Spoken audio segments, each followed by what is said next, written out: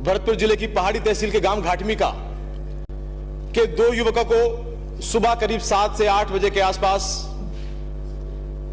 हरियाणा के कुछ गुंडे जो गौरक्षक के रूप में या और किसी दलों के रूप में आके आतंक फैलाने का काम करते हैं, वहां पर आए, उन्हें मारा पीटा और उन्हें अगवा करके ले गए और अगले दिन उनकी लाश के अवशेष उनकी गाड़ी के अंदर जले हुए भिवानी में पाए गए।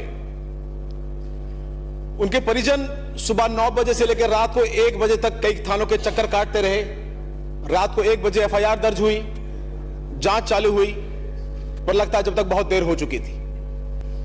एक आरोपी को तो अगले दिन ही गिरफ्तार कर लिया गया, जिसने ये जुल्म कबूला भी और पुलिस को बहुत महत्वपूर्ण जानकारियां भी दी। ये तो उस सरकार का रवैया है। खैर, पर हम अपनी सरकार की बात करें तो कहीं ना कहीं कमजोरी तो हमारी भी रही। बाहर के गुंडे अपराधी हथियारों को लहराते हुए हमारे क्षेत्र में आकर लोगों को उठा उठा के ले जाएंगे। आप बैठिए, आप बैठिए, आप बैठिए। आपको ज्यादा जल्दी है क्या? आपको ज्यादा जल्दी है क्या? प्लीज अब बात करिए। आप तो खुद आरोपी हो, प्लीज। आप तो खुद, अरे बैठिए, बैठिए मंडल जी, बैठिए, बैठिए। आपको किसी ने अधिकार नहीं दिया किसी की जान ले ले। माननीय सदस्य, आप भी अपराधी है, आपके खिलाफ भी 420 का मुकदमा हो चुका है, आप भी अपराधी है। आप बैठिए, बात सुनिए। मैं सीधा मंत्री महोदय को आमंत्रित करूंगा रिप्लाई के लिए। आप कोई नहीं बोल पाएंगे, बार बार इंटरव्यू करना जरूरी है आप लोगों का। यही बहुत बड़ी समस्या है। आप लोग तो बोल गए या टूरिस्ट वीजा पे आते हैं, बोले और बाहर चले गए। लोग बाहर बैठे रहते हैं शाम रात के 9 बजे तक। ये कौन बैठेगा यहाँ पर? क्यों इंटरव्यू करते हैं बार बार में? आपने अपनी बात रख दी, वो अपनी बात रख रहे हैं। क्या जरूरी है आपका बीच में बोलना? प्लीज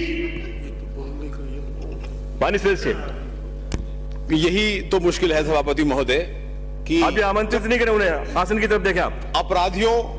अपराधियों के साथ इस तरह का सपोर्ट मिलता है तो कहीं ना कहीं उसके हौसले और बढ़ते हैं। आज लगभग 13 दिन हो चुके हैं, लेकिन मुझे अफसोस है कि हमारी सरकार की तरफ से भी अभी उस पीड़ित परिवार के लिए कुछ ज्यादा नहीं किया गया है। अभी अल्पसंख्यक आयोग के अध्यक्ष महोदय भी जिक्र कर रहे थे, लेकिन अच्छा होगा कि वो भी वहां जाएं और उस पीड़ित परिवार से मिले। उन दोनों की उम्र लगभग 30 साल के आसपास थी और उनकी आर्थिक स्थिति बहुत कमजोर है, कच्चे ही मकान हैं। उनके बच्चों से उनके बाप का साया उठ गया और कहीं ना कहीं धार्मिक घृणा या दहशतगर्दी फैलाने के उद्देश्य से ऐसी घटनाएं हो रही हैं। इसी तरह की घटना उदयपुर में भी हुई थी, लेकिन पूरा राज्य या पूरा देश अपराधियों के खिलाफ था और पीड़ित परिवार के साथ खड़ा हुआ नजर आया। लेकिन इन 10-12 दिनों में पीड़ित परिवार के साथ हम मजबूती से खड़े नहीं हो पाए। वहां के स्थानीय विधायक ने घोषणा करी करीब 20,50,000 रुपए की आर्थिक सहायता मिलेगी और सरकारी नौकरी मिलेगी, लेकिन आज 13 दिन हो गए, ना तो उन्हें 13 रुपए मिले हैं, ना किसी नौकरी का आश्वासन मिला है। महोदय, क्या न्याय भी धर्म देख के दिया जाएगा या सिर्फ वो मुसलमान हैं, उनकी जान की कीमत सस्ती है इसलिए वहां ध्यान नहीं दिया जाता? मैं इस सदन से और आज इस चर्चा में जब गृह मंत्री जवाब दें तो मैं स्पेशल रिक्वेस्ट करता हूं कि सरकार की क्या जिम्मेदारी रही, 13 दिनों में क्या हुआ? जब आर्थिक सहायता किसी परिवार को पालने की हम बात करते हैं तो यहां कहां चूक हो रही है, हम किस बात का इंतजार कर रहे हैं? और आने वाले वक्त में ऐसी घटनाएं ना हो, इसके लिए जो मुख्य आरोपी हैं वो टीवी पे लाइव इंटरव्यू दे रहे हैं और पुलिस की गिरफ्त में नहीं आ रहे। मुझे अपनी पुलिस पे शक नहीं है, लेकिन कहीं ना कहीं हमें एग्जाम्पल सेट करने पड़ेंगे और ऐसे अपराधियों की तुरंत गिरफ्तारी हो।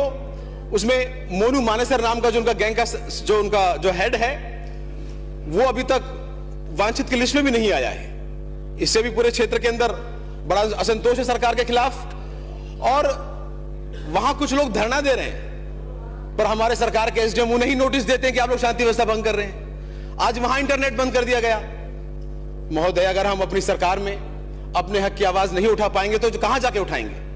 मैं इस सदन से मार्मिक अपील करता हूं कि इस मुद्दे की गंभीरता को समझते हुए सख्त से सख्त कार्रवाई उन हत्यारों पर हो और सरकार वो जो 2 परिवार जो आज अनाथ हो गए उनके लिए मुआवजा राशि बढ़ाए। आपने मुझे इस बात को सदन में उठाने का अवसर दिया, इसके लिए आभार, धन्यवाद।